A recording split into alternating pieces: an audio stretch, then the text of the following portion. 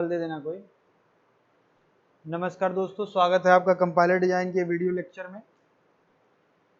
Previous class में हम लोगों ने देखा था कैसे LR0 आइटम को हम कंस्ट्रक्ट करते हैं, how to construct canonical collection of LR0 items. Goto की हेल्प से और क्लोजर की हेल्प से हम LR0 आइटम निकाले थे। LR0 आइटम निकालने के लिए मैंने दो मेथड बताया था, एक तो गोटू लिख के और सेकंड आपका डायरेक्टली DFA बनाते हुए उसमें I0, I1, I2 ऐसे इस मेथड से बताया था।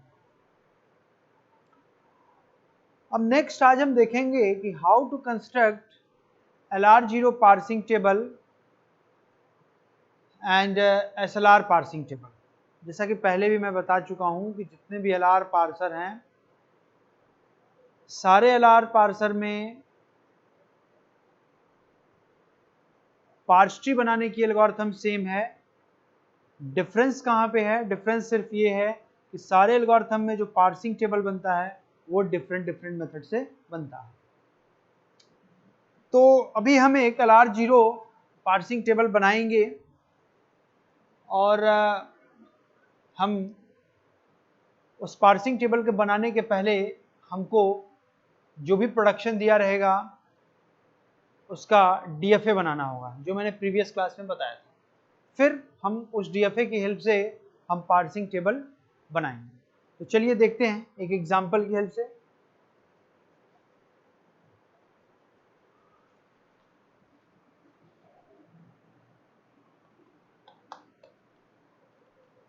S tends to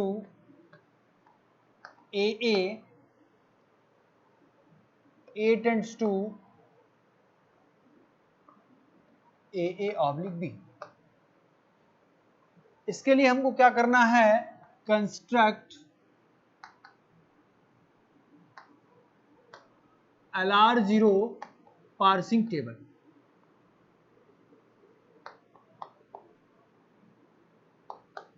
तो क्या करेंगे? हमको LR0 पार्सिंग टेबल बनाना है, तो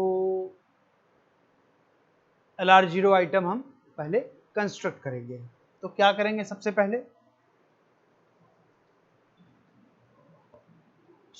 पहले हम जो ये ग्रामर होगा इसको आगमेंटेड ग्रामर इसके लिए हम लिखेंगे। तो जब हम आगमेंटेड ग्रामर लिखेंगे तो क्या हो जाएगा? एक नया प्रोडक्शन ऐड हो जाएगा, वो हो जाएगा S dash tends to S, और बाकी एज इट इज रहेगा S tends to AA and A tends to AA/B। ठीक, जब ऑगमेंटेड ग्रामर हम लिख लेंगे देन हम क्या करते हैं? I0 को निकालते हैं। तो I0 क्या हो जाता है? Closure of this. तो क्या हो जाएगा? I0 is equal to I0 अगर लिखते हैं तो क्या आपका हो जाएगा? S dash tends to dot S, dot S आ गया तो क्या हो जाएगा? S tends to dot AA, dot A आ गया तो क्या हो जाएगा? A tends to dot AA and A tends to dot B। I think ये मैंने कल बताया था। दिस इज योर I0, लेकिन फिर भी एक बार बता दे रहा हूं क्योंकि इसी की हेल्प से हम पार्सिंग टेबल बनाएंगे। फिर इसके बाद क्या करेंगे? दिस इज योर I0, फिर आप S पे गो टू लगाएंगे तो क्या हो जाएगा? S dash tends to S dot, this is your I1। फिर सेकंड प्रोडक्शन पे आएंगे, A पे गो टू लगाएंगे तो क्या हो जाएगा? S tends to A dot A, dot A आ गया तो क्या हो जाएगा? A tends to dot AA and A tends to dot B. This is your I2। फिर हम थर्ड प्रोडक्शन में आए तो क्या हो जाएगा? स्मॉल a पे गो टू लगाएंगे तो क्या हो जाएगा? A tends to A dot A, dot A आ गया तो A tends to dot AA and A tends to dot B. This is your I3। Then next fourth production पे आएंगे, B। क्या हो जाएगा, A tends to B dot, this is your I4। I0 over हो गया, then I1 पे आएंगे, I1 already reduced हो चुका है क्योंकि डॉट राइट एंड पे पहुंच चुका है। देन हम आएंगे I2 पे, I2 के फर्स्ट प्रोडक्शन पे चलेंगे तो क्या करेंगे, A पे लगाएंगे गो टू इसमें, तो क्या हो जाएगा, S tends to A dot, this is your I5। ठीक है, और अगर हम स्मॉल a पे सेकंड वाले प्रोडक्शन पे गो टू लगाएंगे तो आई थिंक आपको मिलेगा I3। अगर हम स्मॉल a पे लगाएंगे तो क्या मिलेगा हमको, I3। ये सेम जो I3 हमारा प्रोडक्शन है वही मिलेगा। इसी तरह से अगर हम स्मॉल b पे लगाएंगे तो क्या मिलेगा, A tends to B dot, जो कि I4 है। आप चाहें तो एरो ऐसे भी ले आ सकते हैं और चाहें तो आप डायरेक्टली यहाँ पे लिख सकते हैं, दैट इज I4। I2 आपका क्या हुआ, ओवर हो गया। देन हम चलते हैं I3 में। I3 में हम फर्स्ट प्रोडक्शन में गो टू लगाते हैं कैपिटल A पे, तो क्या हो जाएगा, A tends to A dot, this is your I6, this is your I6।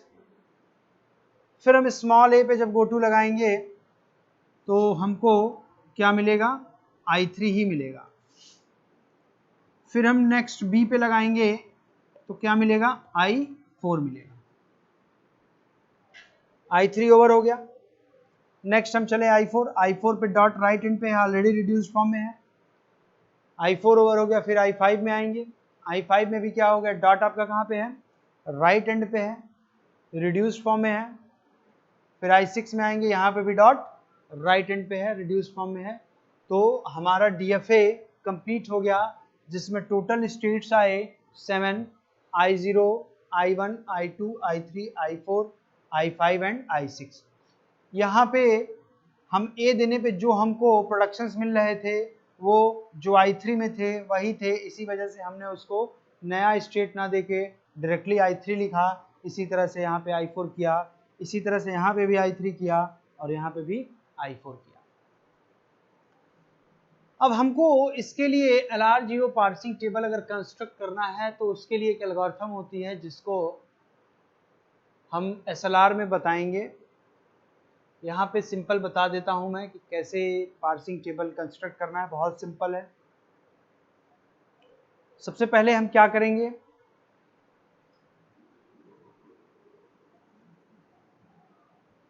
दो ये हो गए रोज और कॉलम में डिवाइड करेंगे। इधर हो गया एक्शन पार्ट और इधर हो गया आपका गो टू पार्ट। ठीक है, जितने स्टेट्स होंगे उनको लिख लेंगे 0, 1, 2, 3, 4, 5 एंड 6। ठीक, रोज में जो है आप लिखेंगे जितने भी स्टेट्स आएंगे उसको हम लिखेंगे। कॉलम में दो पार्ट है, action and go to. Action में हम जितने भी टर्मिनल सिंबल्स हैं उनको लिखेंगे इंक्लूडिंग डॉलर। ए है, बी है, डॉलर है, डॉलर को हम ऐड करेंगे। और फिर गो टू में जितने भी वेरिएबल होंगे उनको लिखेंगे। वेरिएबल आपके कितने हैं, एस और A, this is your S, this is A. ठीक,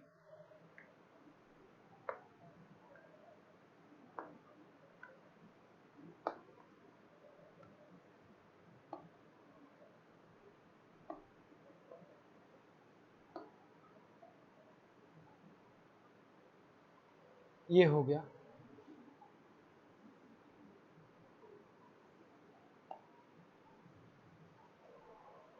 ये LR0 पार्सिंग टेबल बनाने के लिए हमने क्या किया, 0, 1, 2, 3, 4, 5, 6 किया। क्यों, क्योंकि I0, I1, I2, I3, I4, I5 and I6, I0 से लेके I6 तक टोटल 7 स्टेट्स हैं, तो 7 रोज हो गए। कॉलम को दो पार्ट में डिवाइड किया, action and go to. Action में जितने भी टर्मिनल्स होंगे उनको, और साथ में हम डॉलर को लिखेंगे, और गो टू में हम क्या करेंगे, जितने भी वेरिएबल होंगे उनको लिखेंगे। तो वेरिएबल कौन कौन से हैं आपके, एस और ए।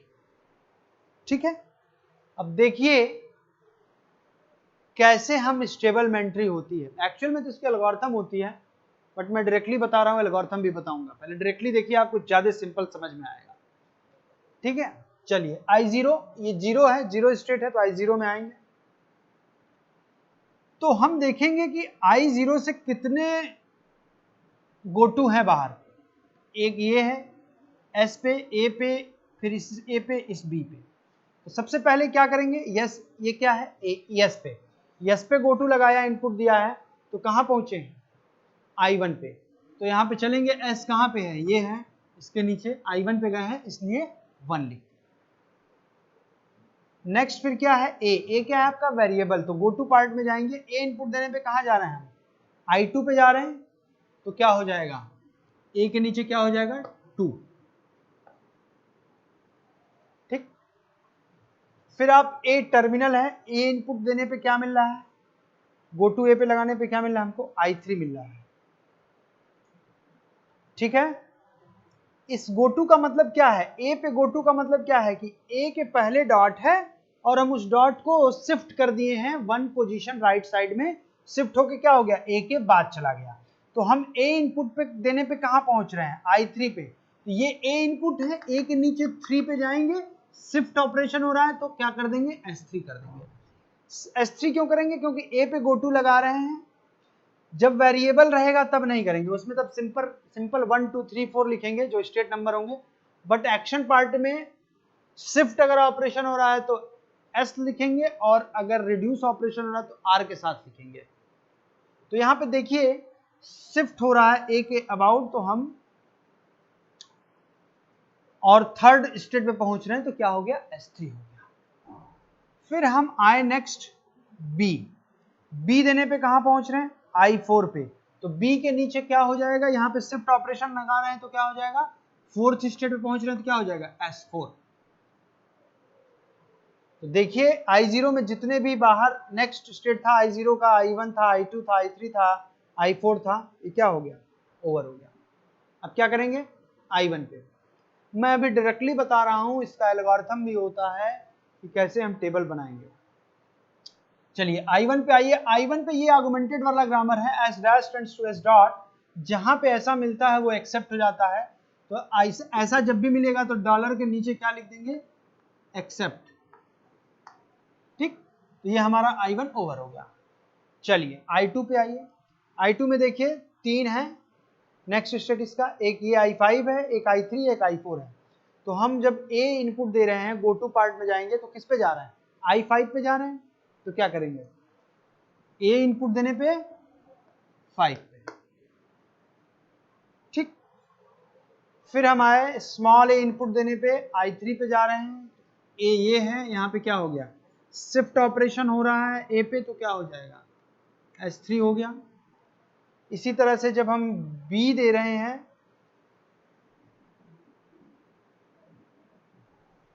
बी दे रहे हैं तो क्या हो रहा है, I4 पे आ रहे हैं, शिफ्ट ऑपरेशन है, S4 हो गया।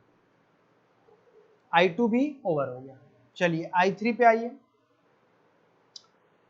I3 पे आइए, तो जब हम I3 पे भी देखिए क्या है, एक ये इनपुट देने पे है, एक ये है, एक ये है। तो ए आपका क्या है, वेरिएबल, ए इनपुट देने पे, ए पे गो टू निकालने पे कहां पहुंच रहे हैं, I6 पे, 6। तो गो टू में क्या लिख देंगे, 6। ठीक, फिर हम स्मॉल ए टर्मिनल दे रहे हैं, तो कहां पहुंच रहे हैं, शिफ्ट हो रहा है I3, तो क्या हो जाएगा, S3। इसी तरह से बी देने पे कहां पहुंच गए, S4। I3 भी आपका ओवर हो गया। अच्छा, एक काम और कर लीजिए, आपका ओरिजिनली ये जो ग्रामर है इसको नंबरिंग कर दीजिए, 1 2 3। 1 नंबर पे क्या हो जाएगा, S tends to AA, second number पे क्या हो जाएगा, A tends to AA, and third number पे A टेंड्स टू B। इसकी नंबरिंग कर दीजिए स्टार्टिंग में। यहाँ पे देखिए 3 प्रोडक्शन है, S tends to AA, A tends to AA, and A tends to B। ठीक है, तो क्या करेंगे, नंबरिंग मैंने कर लिया, वो I3 तक हो गया। चलिए I4 पे आते हैं। तो देखिए I4 ऐसा स्टेट है जिसके आगे हम कुछ भी नेक्स्ट स्टेट नहीं है। क्यों? क्योंकि यहाँ पे ऑलरेडी रिड्यूस फॉर्म में है, डॉट आपका राइट एंड पे शिफ्ट होते होते पहुंच गया है। तो जब इस तरह का प्रोडक्शन आए, इस तरह का स्टेट आए जिसके आगे कोई स्टेट ना हो, नेक्स्ट स्टेट ना हो, तो वहां पे रिड्यूस ऑपरेशन लगता है। तो ये देखेंगे रिड्यूस ऑपरेशन लगेगा किसके नीचे, सारे एक्शन पार्ट में। तो रिड्यूस ऑपरेशन के नाते आर आर और आर लिख दिए। जितने एक्शन पार्ट में 3 है, कॉलम 1 2 3 आर आर आर लिख। अब चेक करेंगे कि A टेंड्स टू B कौन सा प्रोडक्शन नंबर है। देखिए A टेंड्स टू B क्या है, थर्ड नंबर का है। तो क्या कर देंगे, R3 R3 R3। ठीक, इसी तरह से फिर I3 ओवर I4 ओवर हो गया। चलिए I5 में आते हैं। I5 में भी क्या है, नेक्स्ट स्टेट कुछ नहीं है, ये रिड्यूस फॉर्म में है क्योंकि डॉट राइट एंड पे पहुंच चुका है। तो क्या होगा, रिड्यूस ऑपरेशन लगेगा किसके नीचे, सारे एक्शन पार्ट में लगेगा R R R। अब देखेंगे इसमें 1 2 3 में से कौन सा लगेगा। तो ये प्रोडक्शन नंबर कौन सा है, S tends to AA, that is production number 1। So this is R1, this is R1, this is R1। Clear है। देन नेक्स्ट सिक्स्थ स्टेट पे आते हैं। यहाँ पे इसके भी आगे कोई भी प्रोडक्शन, कोई भी स्टेट नहीं है नेक्स्ट स्टेट, और ये रिड्यूस फॉर्म में है। तो एक्शन पार्ट में क्या हो गया, रिड्यूस ऑपरेशन लगा, और प्रोडक्शन नंबर कौन सा होगा, A टेंड्स टू AA है, that is production number 2। This is R2 R2 and so this is your LR0 parsing table.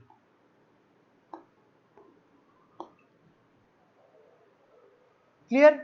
तो ये जो हमने क्वेश्चन लिखा कि construct LR0 parsing table for the following grammar and the grammar and the productions are this and this.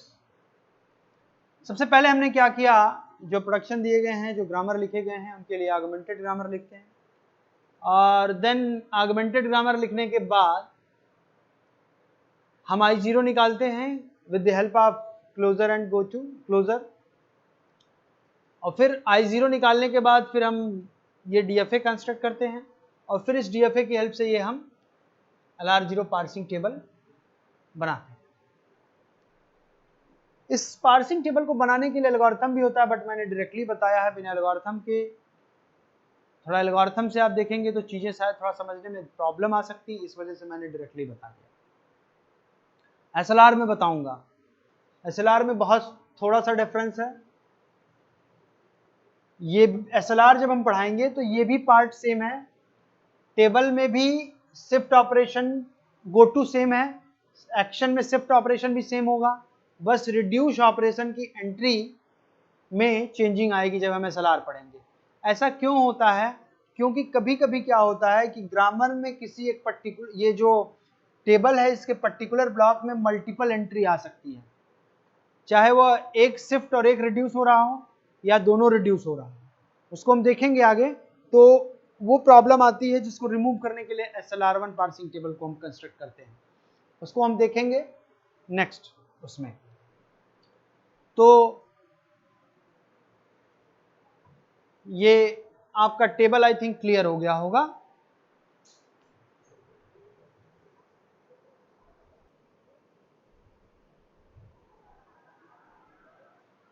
तो अब हम next example देखते हैं।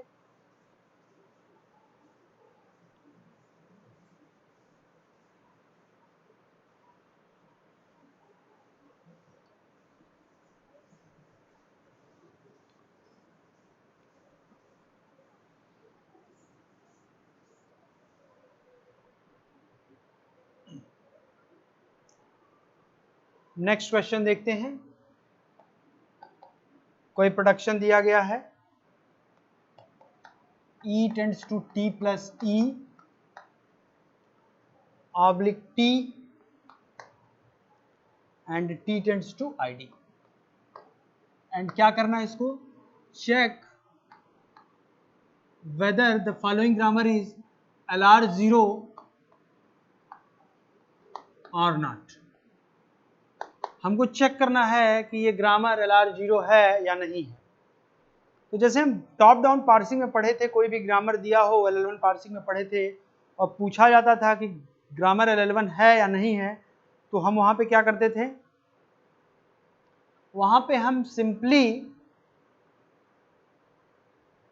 टेबल बनाते थे LL1 टेबल, और किसी भी टेबल में किसी भी एक पर्टिकुलर ब्लॉक में अगर मल्टीपल एंट्री आ जाती थी तो वो ग्रामर LL1 नहीं होता था।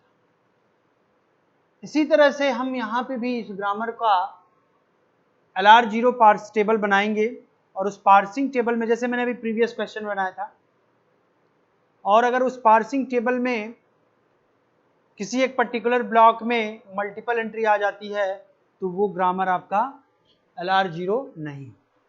ठीक है, तो चलिए देखते हैं। ये ग्रामर है, इसके लिए हमको पहले क्या करें, LR0 पार्सिंग टेबल बनाएं और फिर उससे हम चेक कर लेंगे कि ग्रामर LR0 है या नहीं। तो सबसे पहले हम क्या करेंगे, आगमेंटेड ग्रामर लिखेंगे, तो क्या हो जाएगा, E dash tends to E,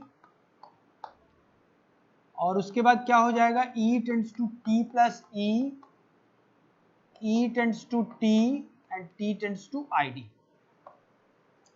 ठीक, इसके बाद हम canonical collection of LR0 item को कंप्यूट करेंगे। तो सबसे पहले हम क्या करेंगे, I0 निकालेंगे, तो क्या हो जाएगा, closure of E dash tends to dot E का निकालेंगे, तो क्या हो जाएगा, E dash tends to dot E, dot E आया तो क्या करेंगे, E के प्रोडक्शन को ऐड करेंगे, E tends to dot T plus E, और E का दूसरा प्रोडक्शन क्या है, E tends to dot T। अब डॉट T दोनों में आ गया तो T का प्रोडक्शन ऐड करेंगे तो क्या हो जाएगा, T tends to dot ID। This is your I0।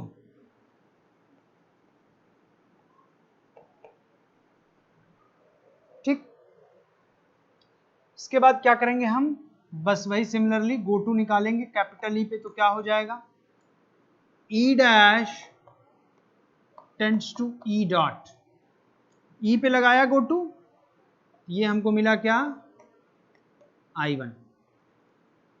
Next हम सेकंड प्रोडक्शन में आएंगे, तो क्या करेंगे, T पे लगाएंगे गो टू, तो सेकंड में भी T के पहले डॉट है और थर्ड में भी T के पहले डॉट है, तो दोनों में गो टू एक साथ लगेगा, तो क्या हो जाएगा, E tends to T dot plus E and E tends to T dot.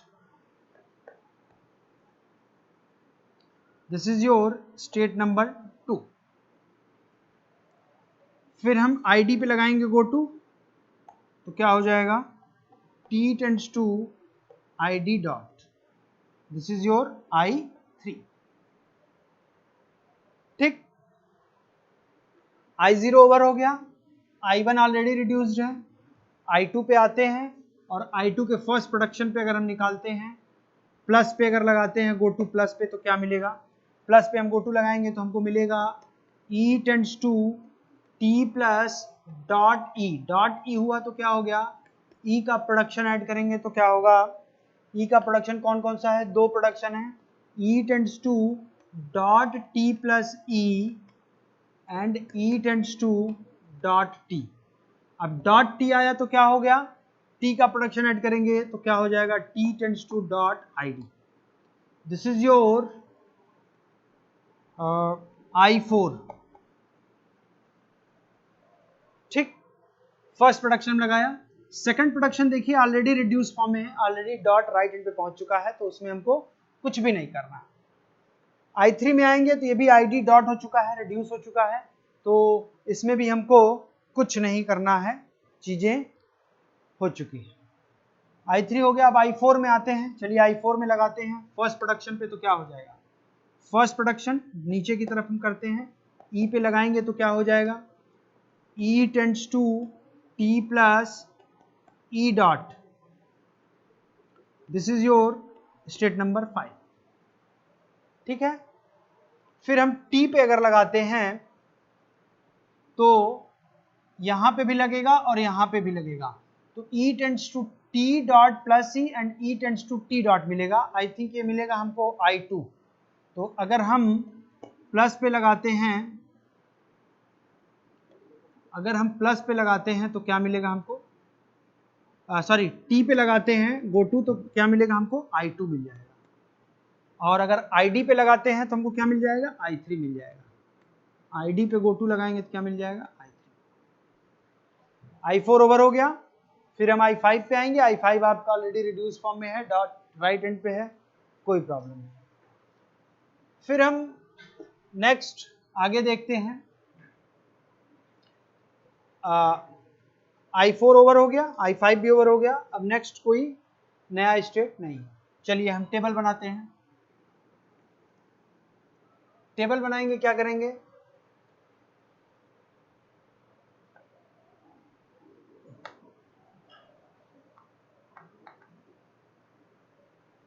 कितने स्टेट्स हैं, 0 1 2 3 4 5,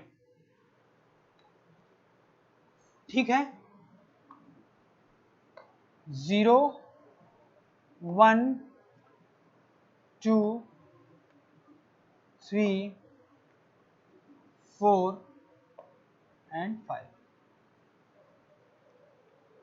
इसके बाद action part and go to part. तो एक्शन पार्ट में क्या क्या हो जाएगा, जितने टर्मिनल सिंबल होंगे, टर्मिनल आपके कितने हैं, एक प्लस है एक ID है, तो क्या कर देंगे, प्लस,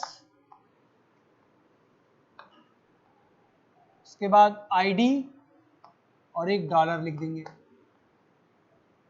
गो टू में क्या करेंगे, जितने वेरिएबल होंगे, वेरिएबल आपके दो हैं, E और T।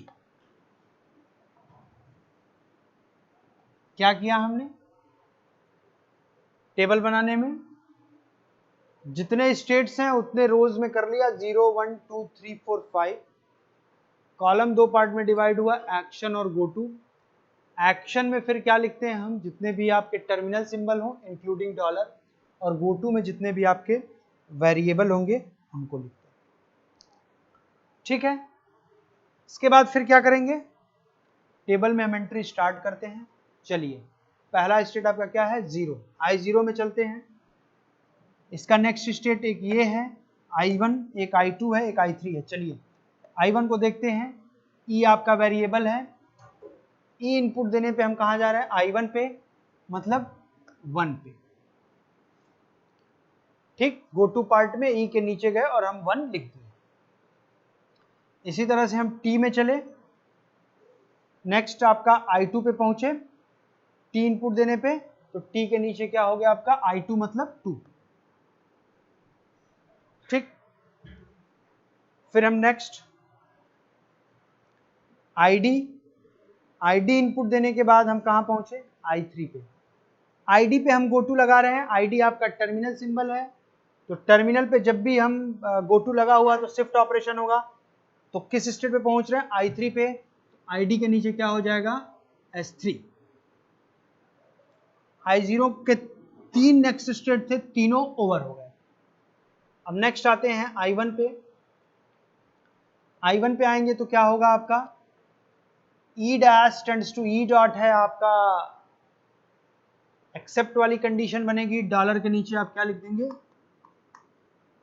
एक्सेप्ट। नेक्स्ट आएंगे I2 पे। I2 पे देखिए आपके दो हैं, एक आपका ये फर्स्ट वाला देखिए, इसकी वजह से हमने यहाँ पे क्या किया, प्लस पे गो टू लगाया है फर्स्ट प्रोडक्शन में, तो I4 मिला है। प्लस पे गो टू लगा है मतलब, और पहुंचे किस पे हैं, I4 पे, तो शिफ्ट ऑपरेशन लगा, प्लस के नीचे क्या हो जाएगा, S4। और साथ ही साथ एक और प्रोडक्शन है सेकंड वाला, E dash tends to T dot, ये आपका देखिए रिड्यूस्ड फॉर्म में ऑलरेडी है। इस प्रोडक्शन पे शिफ्ट ऑपरेशन लगा रहे हैं, और ये प्रोडक्शन आपका रिड्यूस फॉर्म में है तो इस पर रिड्यूस्ड ऑपरेशन लगेगा।